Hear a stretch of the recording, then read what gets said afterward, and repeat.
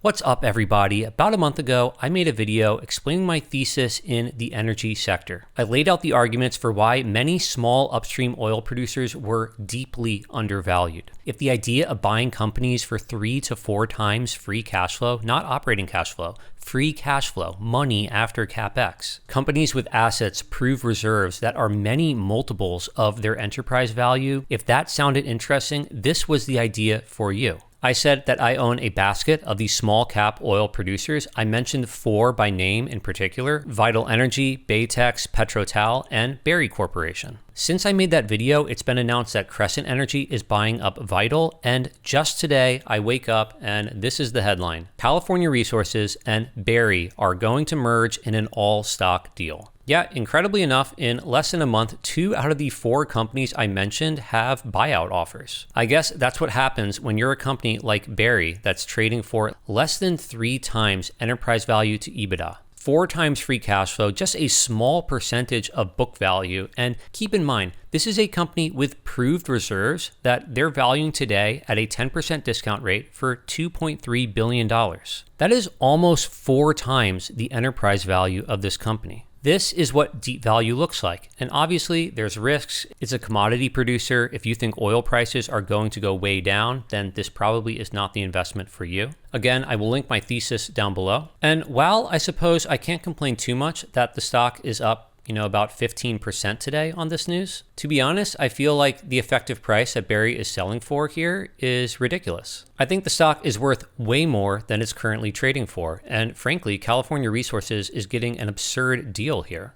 California Resources is obviously a much larger company than Berry. Its enterprise value is, something like 9 times larger. But in terms of production, it's only, maybe 5.5 times the size of Berry operationally. When I made my first video on Berry, it was trading for under 4 times free cash flow. California Resources is, trading for more like 7 to 8. It's not super expensive or anything, but when I bought Berry stock, I wanted to own Berry. I don't want to own California Resources and a little bit of Berry in some combined company. To be honest, I'm kind of disappointed that management is selling here. I don't want a temporary 15% bump in the stock price for a company that I think could have been a multi-bagger.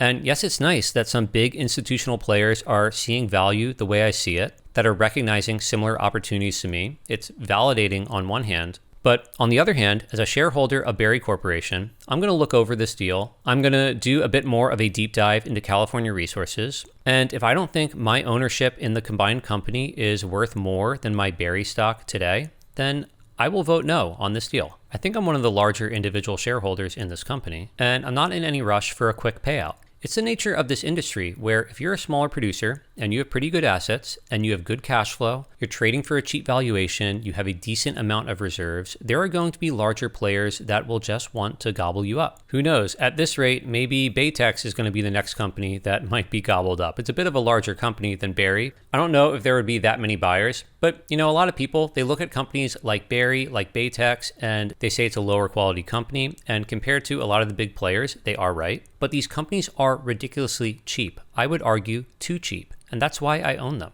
Oil prices don't have to do anything crazy for me to have, an over 20% free cash flow yield on a lot of these companies. And maybe that's part of the reason why some of them have rallied. No one's taking over Baytex, but it's up 16% in a month, where oil prices have basically done nothing. Oil prices are roughly flat over the past month. In any case, if you're interested in energy, we can talk about more names. But frankly, I feel like if I make a video about Berry or any of these small oil companies, a lot of people just don't care. These aren't companies many people follow. Some people might be interested in Occidental Petroleum because Warren Buffett has bought it, but I would imagine most investors don't know what Berry Corporation is. With that said, it's precisely in these small names, in these small producers, where I am finding the most value. Occidental Petroleum is a well-run company, it has a great management team, but it's larger and it's trading at more like, 8 to 10 times some normalized free cash flow. There's nothing wrong with that. In many ways, this is a safer company than the ones I am looking at, but I believe that a basket of these small producers that are extremely undervalued, dirt cheap, I would say deep value stocks, even after the price increases since I presented my thesis,